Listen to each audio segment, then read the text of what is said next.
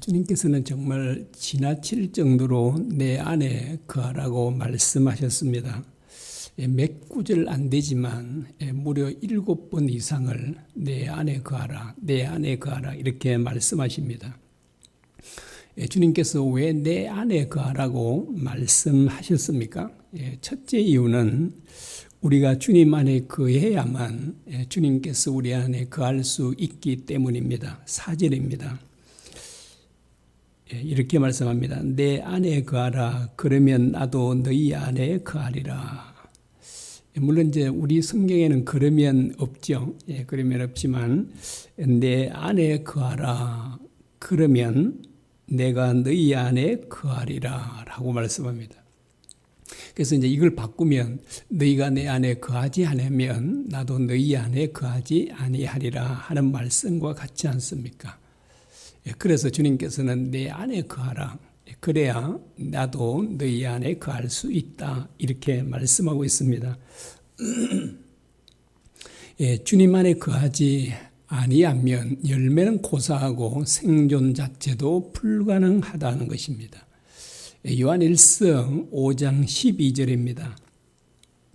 아들이 있는 자에게는 생명이 있고 하나님의 아들이 없는 자에게는 생명이 없느니라. 이 말씀을 보면 우리가 주님 안에 있어도 되고 없어도 되고 그런 문제가 아니다는 것입니다. 주님께서 반드시 우리 안에 계셔야 한다라고 합니다. 왜냐하면 주님이 계시지 않는다면 우리에게는 생명이 없기 때문이다. 이렇게 말씀합니다. 자, 두 번째 이유는 우리가 주님 안에 거하지 아니하면 열매를 맺을 수 없기 때문입니다. 4절 하반절입니다. 가지가 포도나무에 붙어있지 아니하면 스스로 열매를 맺을 수 없음같이 너희도 내 안에 있지 아니하면 그러하리라. 그 다음에 5절 하반절입니다.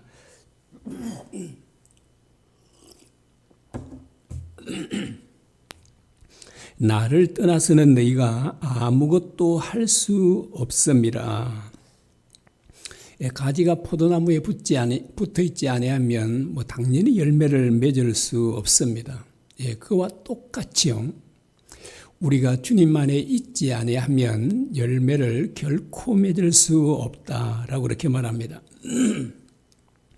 주님께서는 그 5절 하반절에 이렇게 단언하고 있지 않습니까?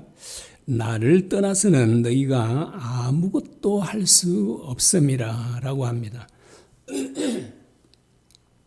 누구든지 주님을 떠나서는 아무것도 할 수 없다. 그 어떤 열매도 맺을 수 없다라고 그렇게 말씀하고 있습니다.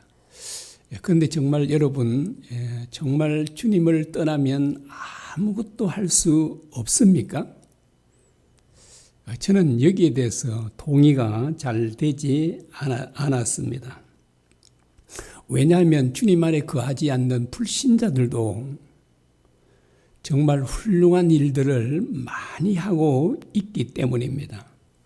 지난 주일날 말씀드린 이인옥 할머니는 자신의 전 재산을 그 동네에 기부를 했다라고 했지 않습니까? 그리고 일평생 남편과 함께 남들을 도우며 섬기며 살아왔습니다. 이녹 할머니는 고린도전서 10장 24절 말씀 그대로 살았습니다. 자, 이 고린도전서 10장 24절 말씀입니다. 누구든지 자기 유익을 구하지 말고 남의 유익을 구하라. 자, 이 할머니는 이런 삶을 사셨잖아요. 자기 유익을 구하지 않고 정말 남의 유익을 구하며 살았던 분이십니다. 그런데 정말 안타깝게도 이 할머니는 주님을 믿지 않는 분입니다.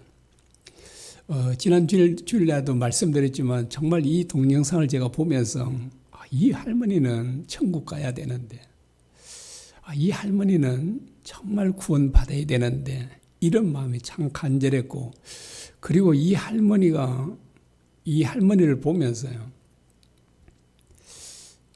이 여러 가지 질문이 생긴 겁니다. 어떻게 이런 삶을 산, 정말 주님 말씀대로 산 이 할머니가 단지 주님을 믿지 않았다는 그 하나 이유 때문에 천국에 가지 못한다면 정말 얼마나 불공평한 일인가라고 하는 생각이, 이런 생각들을 계속 꼬리에 꼬리를 물고 참 많은 것을 생각하게 되었습니다. 그리고 이제 불신자인 이건희 회장님은 무려 11조를 기부했다라고 했지 않습니까? 그리고 세계에서 최고로 기부를 많이 한 사람은 워런 버핏이라고 하지 않습니까? 무려 65조가 됩니다. 어떻게 이 불신자들이 정말 이렇게 자신의 전 재산의 거의 절반을 기부를 했다라고 하는 것입니다. 뭐 성철 스님, 소크라테스, 스가모니, 공자, 맹자 이런 분들이 정말 얼마나 훌륭한 삶을 살았습니까? 그래서 이제 사람들은 이런 분들을 가리켜서 성인들이다 이렇게 말합니다. 이순신 장군도 왜적을 무찌르기 위해서 자신의 목숨을 바쳤잖아요. 그리고 그 당시 함께 싸웠던 군사들도 자신들의 목숨을 바쳤지 않습니까? 그리고 6.25 사변 때도 얼마나 많은 나라를 위해서 또 우리 국민들을 위해서 정말 자신들의 목숨을 바치며 싸웠지 않습니까? 여러분, 그들은 모두 다 다른 사람을 위해 목숨을 바쳤잖아요. 여러분, 이것이 하나님께서 원하시는 열매가 아닙니까? 자, 이와 같이 불신자들도요, 많은 이와 같은 열매를 맺고 있지 않습니까? 그런데 주님께서는 왜 나를 떠나서는 아무것도 할 수 없다 라고 이렇게 말씀하시는가라고 하는 겁니다. 그래서 참 이것을 이해하기가 참 쉽지 않습니다. 우리가 이해하기 좀 어려운 이런 부분들이 성경에는 정말 많이 나옵니다. 바리새인과 세리가 기도하러 성전에 올라갔습니다. 여러분, 그 두 사람 가운데 누가 어렵다함을 받고 집으로 돌아가야 합니까? 뭐 두말할 필요도 없이 바리새인 아닙니까?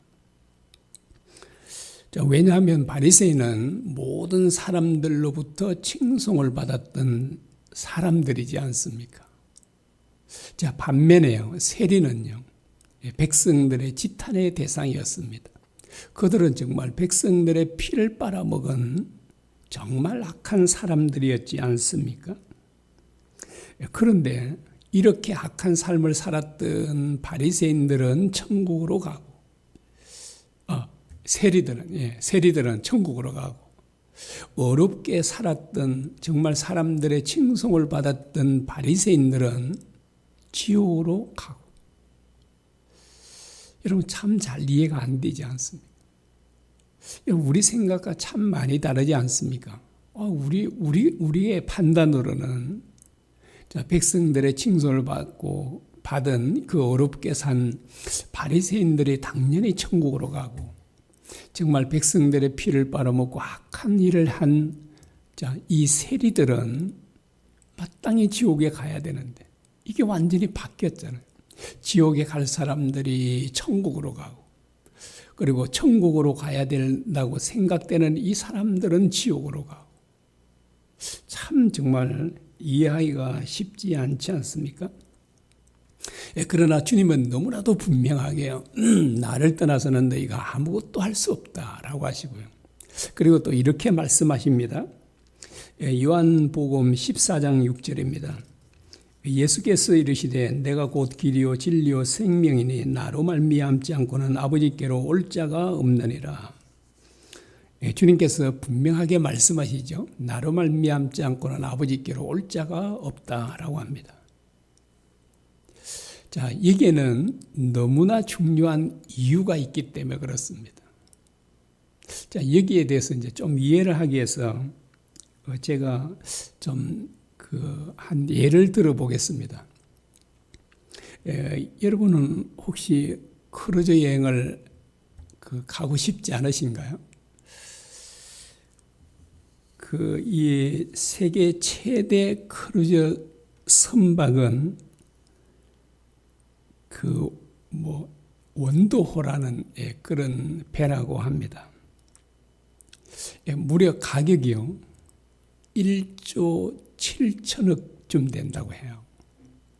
이게 이제 최고의 가격이라고 그래요. 최고의 무려 24만 톤이 된다 그러는데요.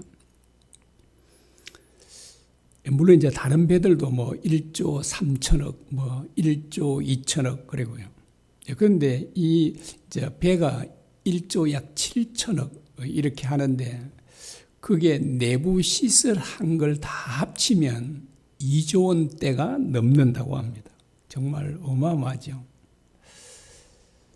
그런데요, 그거보다 원도호보다 10배가 더 큰 배라고 하는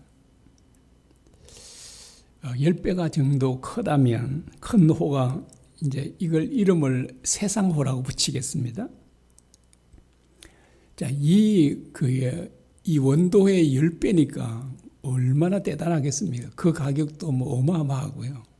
그리고 그 안에는 온갖 시설을 다 갖추고 있습니다. 거기는 보통 이 크루즈호들이 그렇다고 합니다. 수영장이든 체육시설이든 정말 대형 그런 극장이든 정말 그야말로 이게 우리가 놀 수 있는 모든 것들이 거의 그렇게 다 시설이 갖추고 있다고 합니다.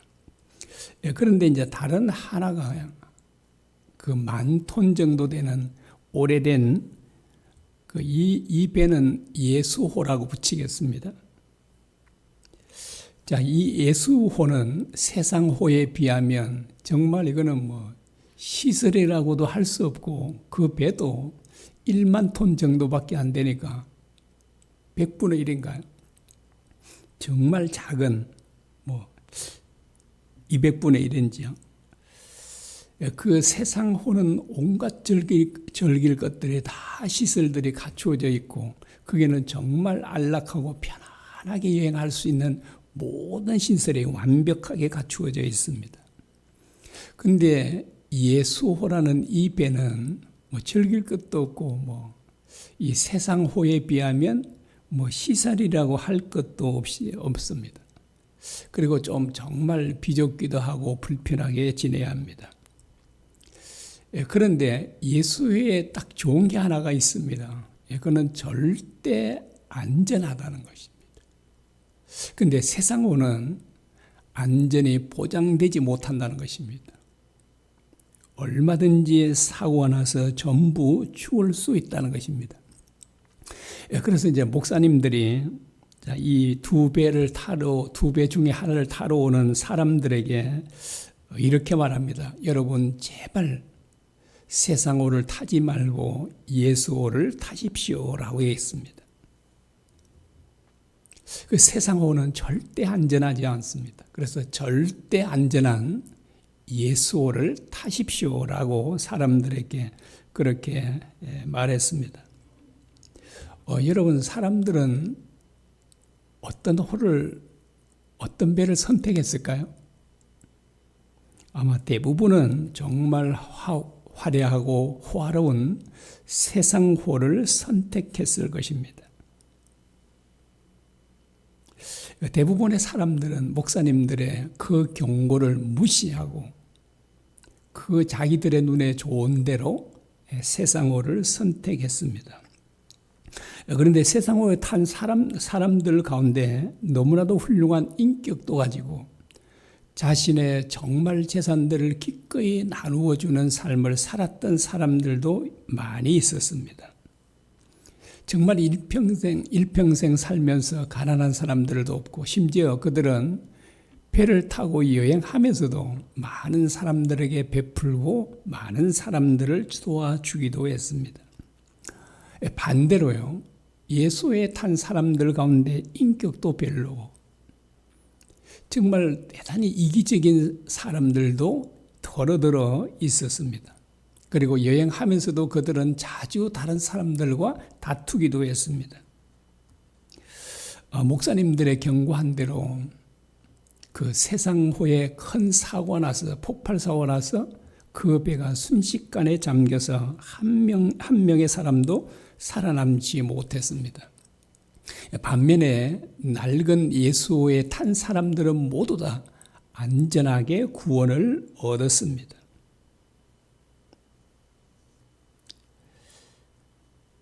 여러분, 누가 구원을 얻어야 됩니까?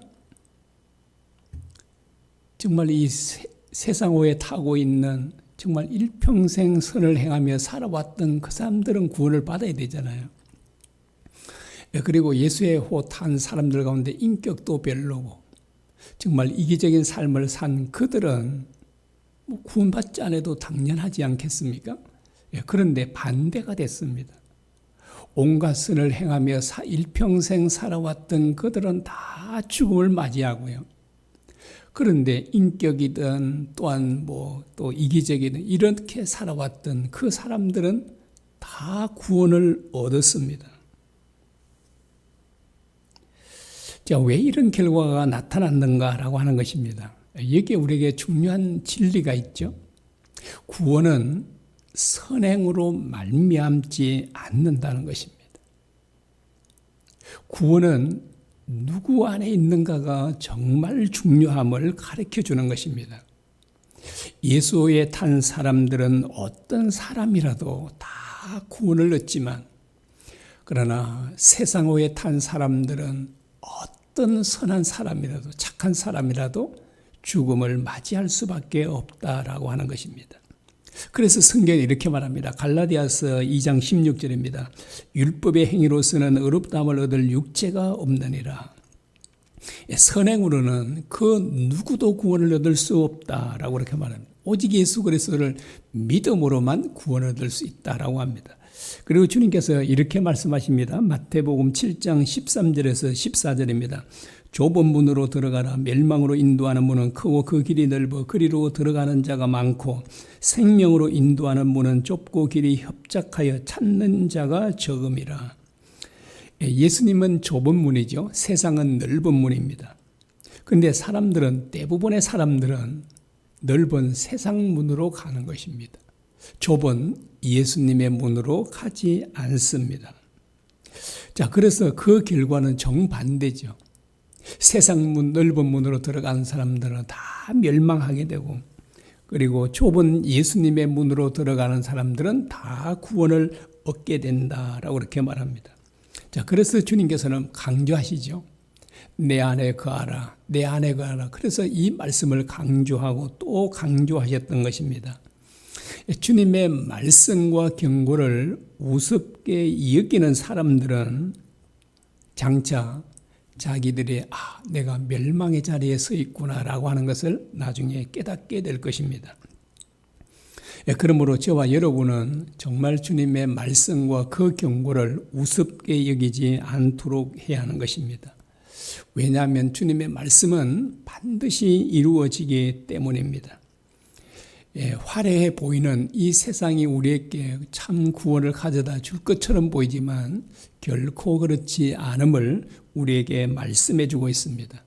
우리에게 참된 기쁨과 행복을 가져다 주실 수 있는 분은 오직 예수님 한 분밖에 없습니다. 그러므로 우리는 정말 오직 예수님만 바라보고 의지하는 우리가 되어야 함을 말씀해 주고 있습니다. 우리 함께 또 기도하겠습니다.